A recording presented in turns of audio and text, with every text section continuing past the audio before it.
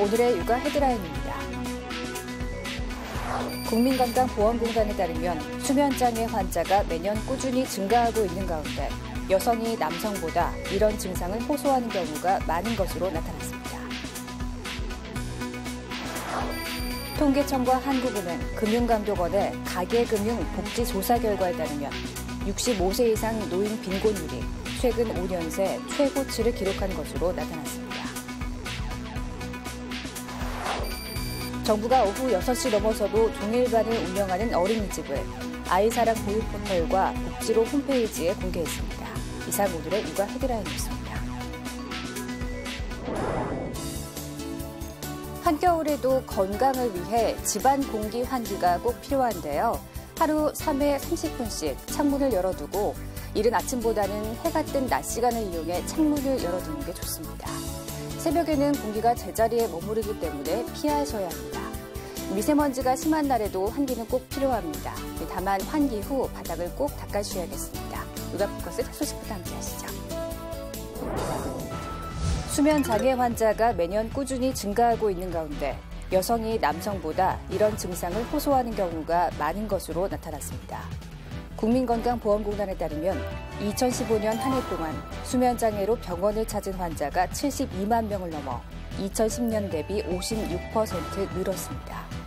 이대 목동병원 수면센터가 수면장애 환자를 성별로 구분한 결과 여성이 42만 7천 명으로 남성 29만 1,000명에 1.5배 가까이 많았습니다. 전문가들은 임신, 출산, 폐경과 함께 찾아오는 갱년기 등 생체 주기의 영향으로 여성 환자가 더 많은 것으로 분석하고 낮에 너무 졸릴 땐 15분 이내로 잠깐 낮잠을 자는 것이 좋다고 조언했습니다. 65세 이상 노인 빈곤율이 최근 5년 새 최고치를 찍었습니다. 통계청과 한국은행, 금융감독원의 가계금융 복지조사 결과를 보면 가장 최근 결과인 2015년 65세 이상 노인 빈곤율은 61.7%로 전년보다 1.5%포인트 상승했습니다. 이는 관련 통계가 작성된 2011년 이래 가장 높은 수치입니다. 빈곤율이 높은 것은 노인들이 노동시장, 서비스 시장에서 벌어들인 돈으로 빈곤을 벗어날 수 없는 경우가 그만큼 많다는 의미입니다. 65세 이상 연령대의 빈곤율이 높다 보니 이들을 포함한 60세 이상 빈곤율 역시 52.8%로 2012년 이후 3년 만에 최고치를 찍었습니다. 임대인의 요구로 이전하려던 어린이집이 마땅히 옮길 곳을 찾지 못해 폐원하게 됐습니다. 당장 아이들을 보낼 곳이 없는 학부모들은 발을 동동 구르고 있습니다. 무엇이 문제인 걸까요? 서울 서초구의 한 어린이집입니다. 최근 임대 계약이 만료되면서 집주인이 퇴거를 요청해 곧 문을 닫을 처지에 놓였습니다. 당장 원생 50명 중 45명은 갈 곳이 없습니다. 문 닫는다는데 혹시 얘기는 들으셨어요? 아이는 그럼 갈 곳은? 없어요. 다른 데 알아가야죠. No. But it's only Korean papers, so I don't read it. But no, I've never heard. Do you have any other plan? No. 어린이집 측은 몇 달간 옮길 곳을 찾았지만 주민들이 아이들 소음에 반대하는 데다 까다로운 어린이집 설치 기준을 맞출 방법이 없었다고 말합니다. 꼰대를 계속 다섯인지 몰라요. 가정으로 가든 민간으로 가든 상황 되는 대로 해서 우선은 아이들 재로 가려고 했는데 못 쓰는 자리가 정말 없어요. 금방 어린이집 다 태어나는 아이들도 경험하는 거죠. 무엇보다 지역별로 임대료는 천차만별인데 보육료는 묶어둔 정책에 집값이 비싼 지역일수록 운영이 어렵다는 지적입니다. 국공립 전환도 고려했지만 서초구청 측은 해당 지역 수요가 부족해 어렵다는 입장입니다. 결국 학부모들은 인근 어린이집이 문을 열 때까지 7개월의 공백기가 생겼습니다. 지난 3년간 서울시 내 국공립 어린이집은 339곳이 늘어난 반면 민간과 가정 어린이집은 729곳, 2배 이상 감소했습니다.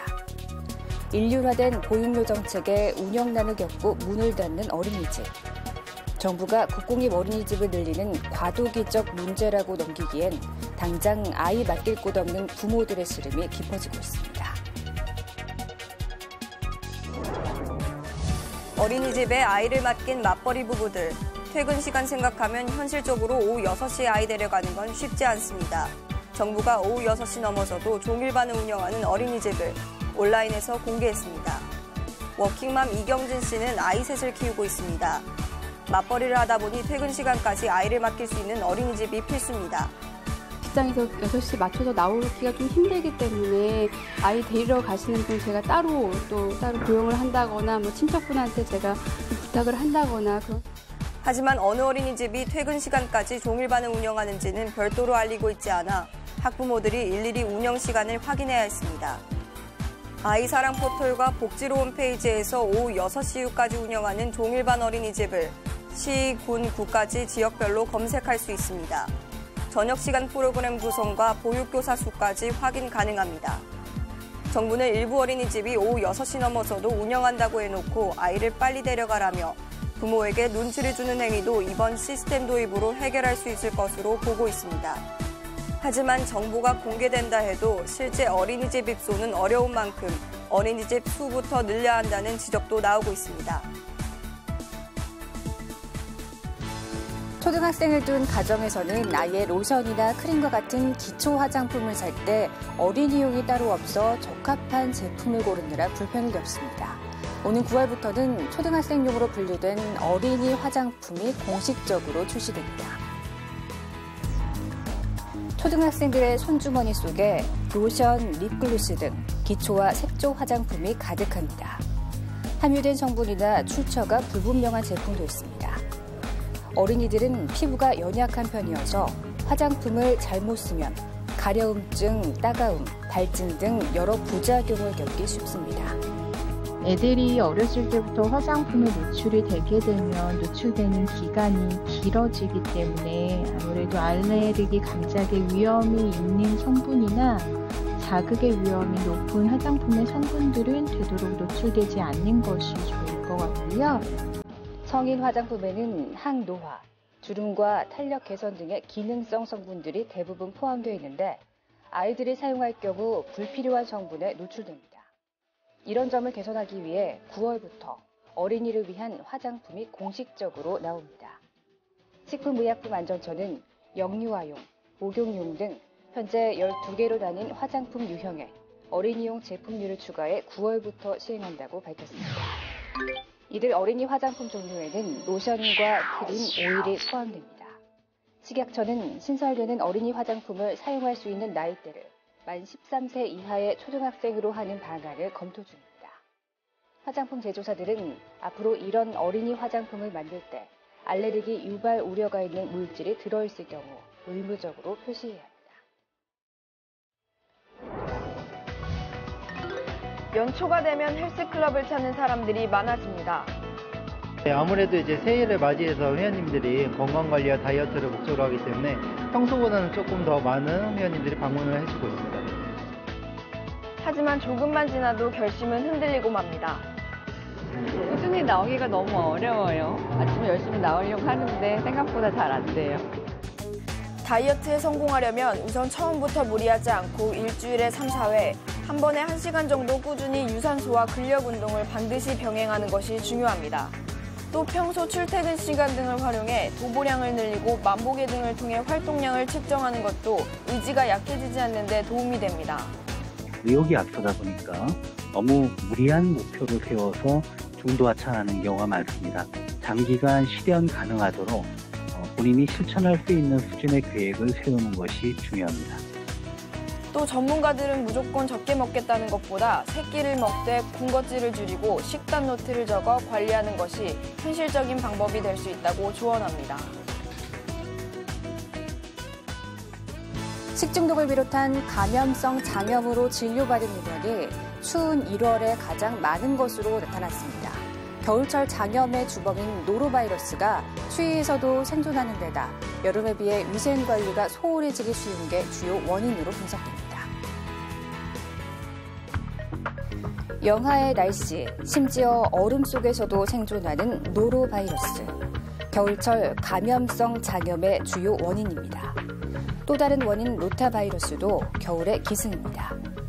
둘 다 오염된 물이나 음식을 먹고 걸리는데 전염력이 강해 어린이집과 같은 단체 생활을 하는 영유아와 어린이가 주로 감염됩니다. 최근 3년간 노로바이러스와 로타바이러스, 또 콜레라, 대장균과 같은 세균으로 인한 감염성 장염으로 진료받은 인원이 1월에 9세 이하에서 가장 빈발한 것으로 나타났습니다. 겨울에는 조개, 굴과 같은 어패류를 완전히 익혀 먹지 않는 경향이 있는 데다 여름에 비해 위생관리가 소홀하기 때문입니다. 감염성 장염에 걸리면 복통, 설사, 구토와 같은 증상이 나타나는데 건강하다면 충분한 수분 섭취와 휴식으로 나을 수 있습니다. 하지만 문제는 영유아와 어린이 등 설사로 인해 탈수에 취약한 사람들은 위험해질 수 있다는 겁니다. 또 65세 이상 노인, 만성 질환자도 합병증 위험이 큽니다. 당뇨병이라든지 심장, 간질환, 홍파질환 등의 전신질환이 있으신 분들, 그리고 암 환자분들, 그리고 장기 이식을 받은 면역력이 떨어지신 분들의 경우에는 그런 식중독이나 장염의 증상이 있을 경우에는 의료기관을 방문하시는 것이 좋을 것 같습니다. 감염성 장염은 감염자의 침 등으로 감염자가 만진 문고리 등을 통해서도 전파돼 예방하려면 손 씻기와 같은 개인 위생이 중요합니다. 지난해 실업자가 100만 명을 넘었습니다. 청년 실업률도 사상 최고였는데 걱정스러운 것은 올해도 고용 사정이 나아지기를 기대하기 힘들 것으로 보인다는 겁니다. 대학과 도서관에 취업을 준비하는 학생들의 열기가 뜨겁습니다. 곳곳에서 각종 취업 박람회도 열리지만 불황 속 청년들 취업 사정은 빙하기라 해도 과언이 아닙니다. 원하는 곳에 취업하고자 지금 계속 공부하고 있는데요. 요즘에 경기가 어려워져서 그런지 안 그래도 좁았던 취업문이 더 좁아진 느낌이어서 지난해 우리나라의 실업자 수는 101만 2천 명, 실업자 분류 기준이 구직기간 1주에서 4주로 바뀐 2000년 이후 처음입니다. 이전 기준으론 1999년 135만 명이었으니 외환위기 이후 최악인 셈입니다.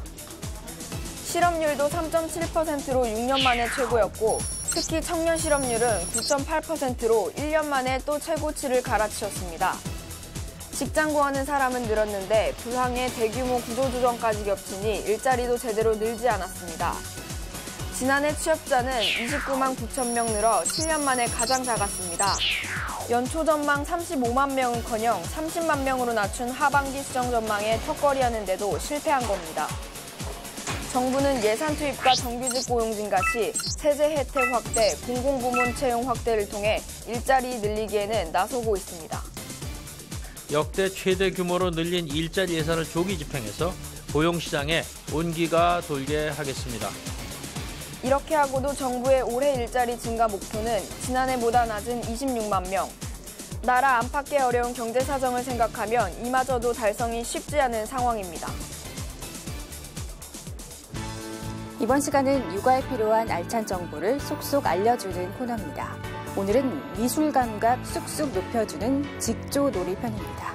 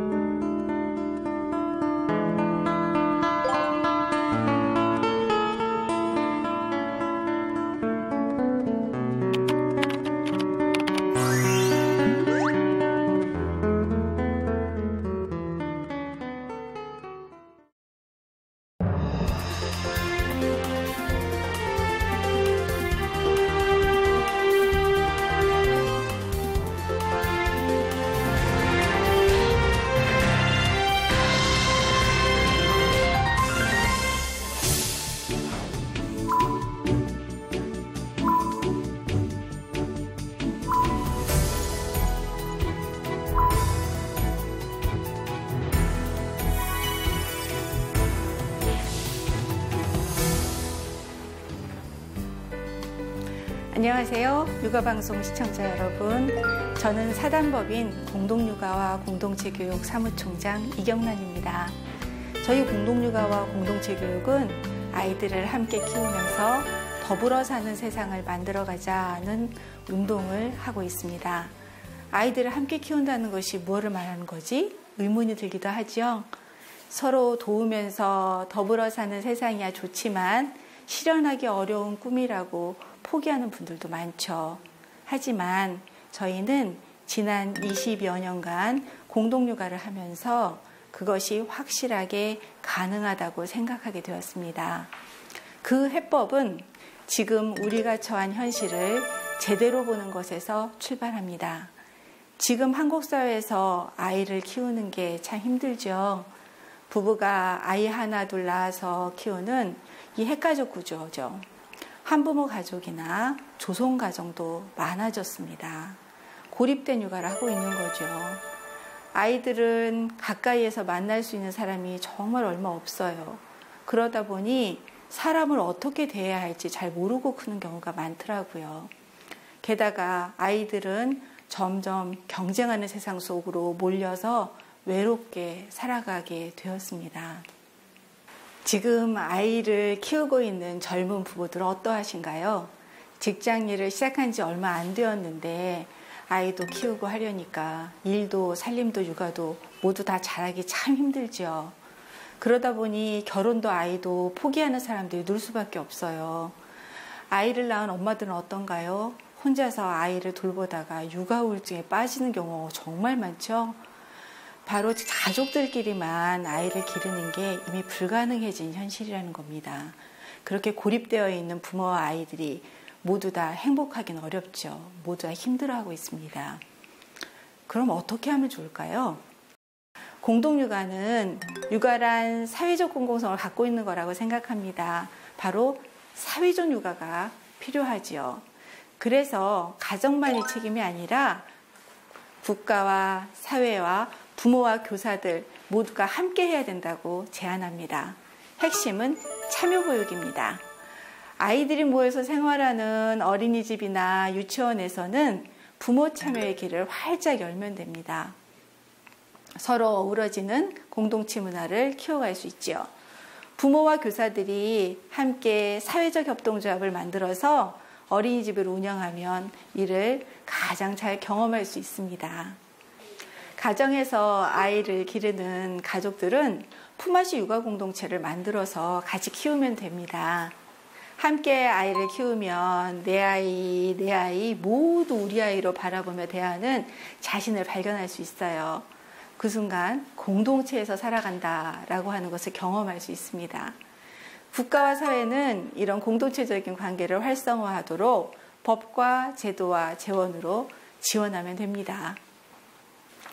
공동육아를 하면 아이들에게 무엇이 좋을까 궁금하시죠? 아이들을 보면 바로 잘 알 수 있습니다. 공동육아로 크는 아이들은 잘 놉니다. 스스로 찾아서 놀고 창조적으로 놀이를 만들고 자연에 녹아서 놀며 탐색하면서 놉니다. 놀 때 아이들은 정말 잘 웃죠. 흠뻑 놀아야 몸도 마음도 튼튼해진다는 거 우리 다 압니다. 친구들과 놀면서 사람들과 어울리는 능력도 커지죠. 형이나 언니들이 하는 것을 다 따라하는데 그렇게 따라하면서 아이들은 한 발짝씩 큽니다. 당연하게 잘 노는 아이들이 건강하고 밝고 똑똑하고 친구들도 많죠. 아이들을 같이 키운다는 것은 친해지는 가족들이 늘어가는 것을 말하기도 합니다. 친한 가족이 많으면 아이들은 늘 같이 어울리는 친구들이 생겨나죠. 그리고 여러 어른들과 형 누나들 속에서 살게 되는 것을 말해요. 그렇게 사랑받으면서 크는 아이들이 따뜻한 안정감을 갖고 바로 세상을 만날 힘을 가질 수 있습니다. 부모들에게도 큰 변화가 일어나죠. 언제나 육아 상담을 할 수 있는 선배와 교사들이 있습니다. 그러면 육아의 두려움을 줄일 수 있어요. 아이와 노는 방법이나 대화하는 법, 자연 속에서 아이들과 어울리는 법, 건강한 먹거리의 의비 이런 것들을 다 배우고 실행할 수 있죠. 그러다 보면 육아에 자신감이 생겨납니다. 살면서 이러저러 어려운 일도 많이 있어요. 늦게 퇴근하거나 급한 일이 생겼을 때 아이를 걱정 없이 맡길 수 있는 이웃 친구들이 생기는 겁니다. 그러면서 믿을 수 있는 이웃들과 함께 아이들이 살아가는 마을 공동체를 만들어갈 수도 있어요. 안심하며 살 수 있는 공동체인 공동육아 속에서 아이와 가족들이 사는 경험도 해보시고요. 아이가 더불어 사는 세상에서 살아가는 희망도 찾으시기 바랍니다. 들어주셔서 감사합니다.